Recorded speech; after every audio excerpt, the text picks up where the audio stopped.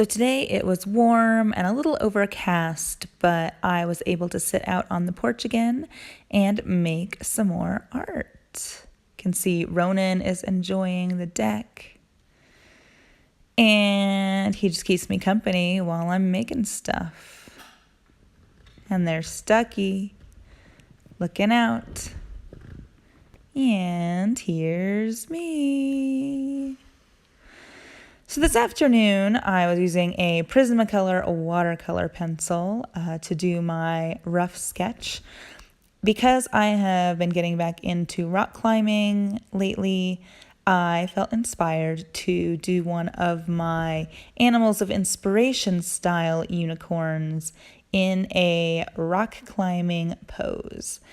And I did use reference photos kind of for the positioning and the pose. And I ended up kind of pressing too hard with this watercolor pencil, I think. But at the time, I thought it was a good idea. I am basically just coming up with the layout before I get ready to ink. And I didn't do any other real planning on this page. I'm kind of making up the rest as I go along, which is, I think I've mentioned before, my absolute favorite way to work. Once I'd kind of settled on the outline with the watercolor pencil, which I also partially use because, when I'm using watercolor paints on top, it can kind of blur out and wash away that line, so I don't have to worry so much about erasing. And then I go in with my Kuretake, I think this is the number 10, Kuretake number 8 or Kuretake number 10 fountain brush pen. This one's only about $11, and then you buy the ink cartridges. And as I've mentioned before, I use platinum carbon ink. I have been playing with my dip pen and using a Ziller soot black ink as well. It seems to be waterproof and work out pretty well. And then I'm just going over some of my lines again with the brush pen. And I do always go over my lines again at the very end of the piece, so I'm not super concerned with exact accuracy right now, but I do make sure I've got a pretty good outline before I move on to the masking and the gouache. And there's a little picture of part of my illustration. So here I have used painter's tape and I have masked off a section of the background. I am using gouache, and it is gouache I was misled to believe was premium quality gouache, but it's not. So I'm just doing the best I can with what I've got, and chose kind of this ice blue color, or that's the name on the tube, to, it's not going to overpower the rest of the watercolor illustration. And here's after I have gone through and painted, and now I've taken off the tape and I am using a dip pen to add some extra lines, making sure that the lines don't get as thick as the brush pen lines. I had to dip it again. It's always a bit of a crapshoot, if you want to call it that, when I'm using a dip pen, because I'm never sure when it's going to run out. And so I tend to redip, not super frequently, but before I end up running out and needing to recontinue a line that stopped on the page. And so I'm just adding some lines in the mane and tail. And then I am going to decorate, if you will, her pants. Nothing too fancy. I didn't want to get all crazy with perspective and stripes or patterns or anything like that, but I figured dots would be a bit more visual interest, and I could also use my dip pen to make those little dots. So as I mentioned, I am really just making this up as I go along. I had the idea for a unicorn. I had a reference photo for a pose, and then I just kind of figured out what I was going to do right before I did it, which is exactly what I did with these dots. I was kind of sitting here asking myself, what should I do? And thought, well, I'm just going to go for it. And obviously I did. It's also kind of meditative to draw these little dots, and it's even more meditative when I get ready to paint them. And here I've gotten out my set of Daniel Smith watercolor paints. These are in beer bottle caps and also plastic water bottle caps, and they have magnets super glued to the bottom of them.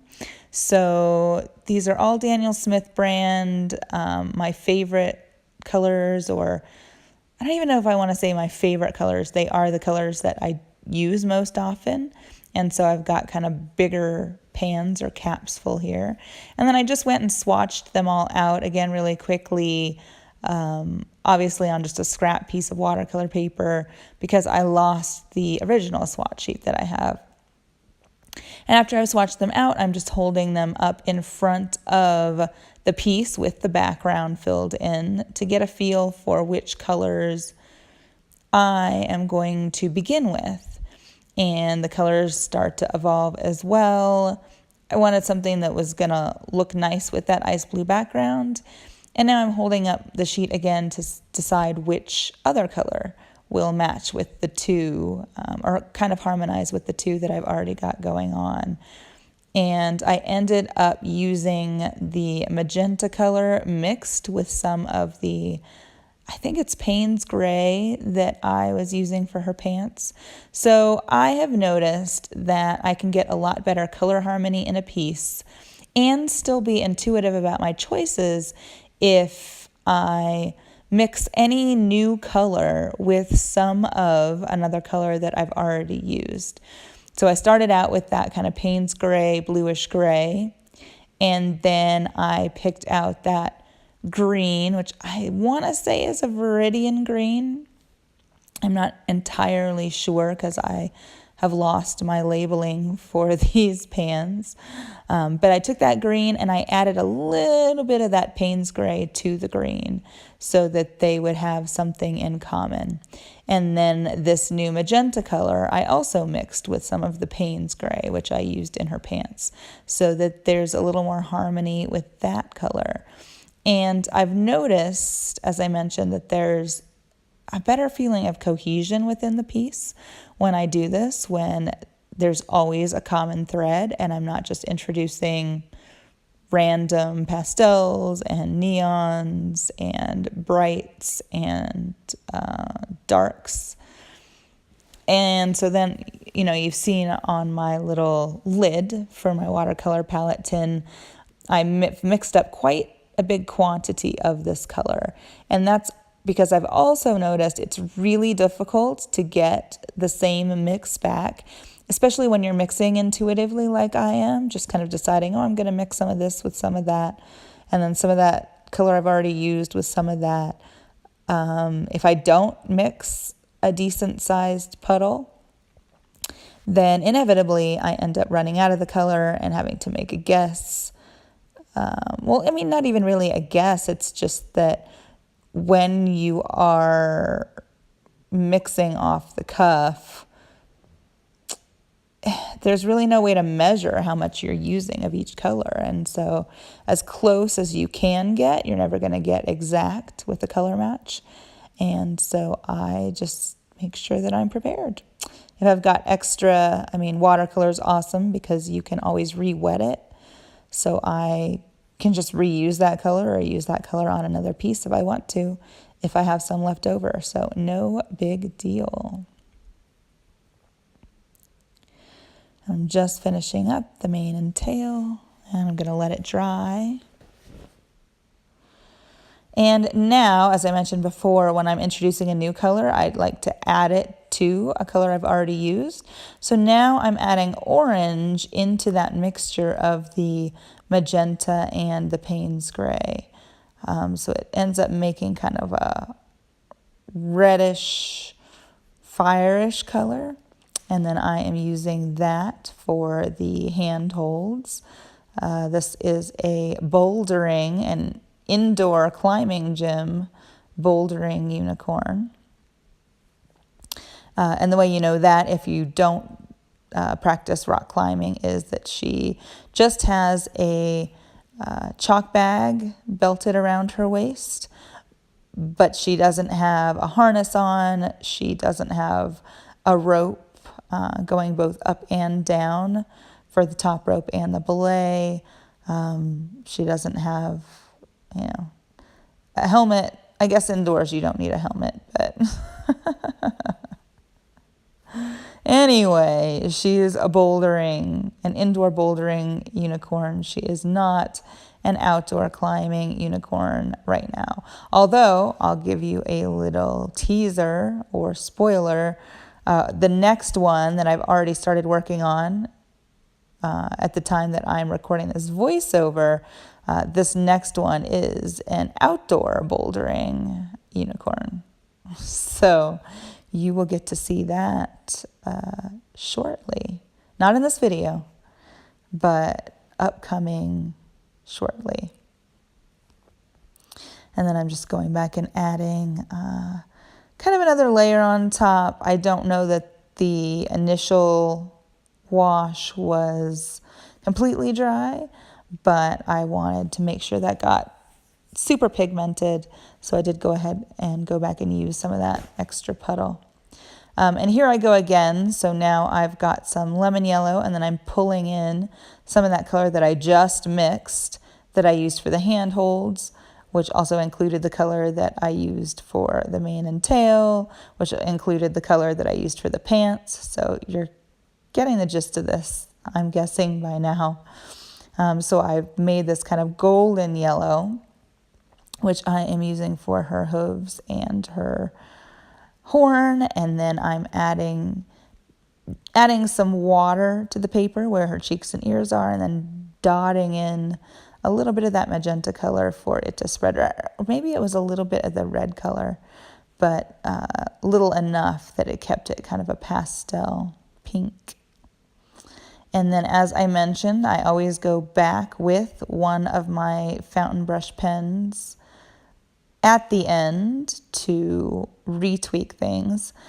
You might say that I could just stick with pencil in the beginning and wait until this point to use the brush pen at all. But for whatever reason, I really like that first go at the brush pen outline.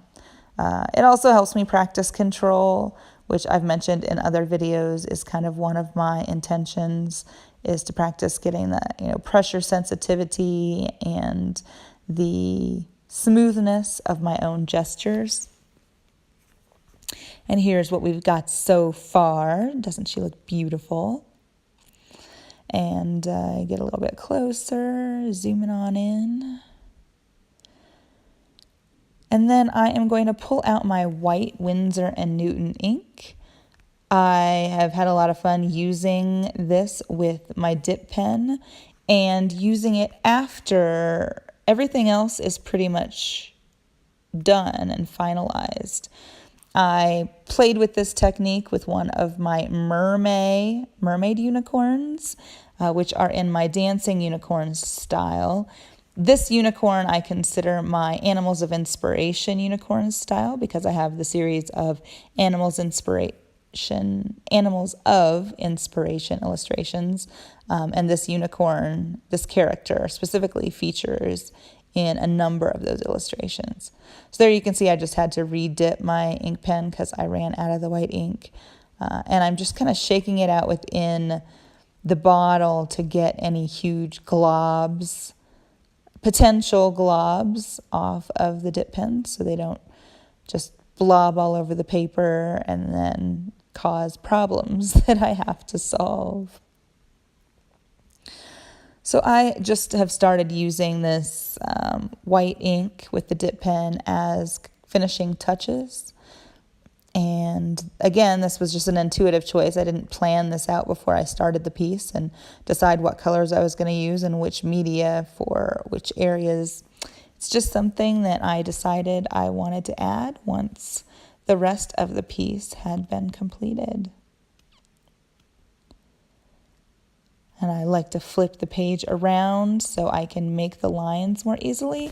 And also with the dip pen, it works a lot better if you're dragging it in just one direction as opposed to, dragging it up and dragging it down and dragging it sideways. And then I'm coming back and I'm just adding the little highlights in her eye. Nothing scientific about the placement, just dabbing out that little bit of sparkle. And so that was my piece. And then I came back outside and Ronan is sitting in the sofa. And then he's going to jump out and stretch. And then after he got down stuck, he got up and took his place. And thanks for watching this new little process video. I really hope that you enjoyed it. Bye.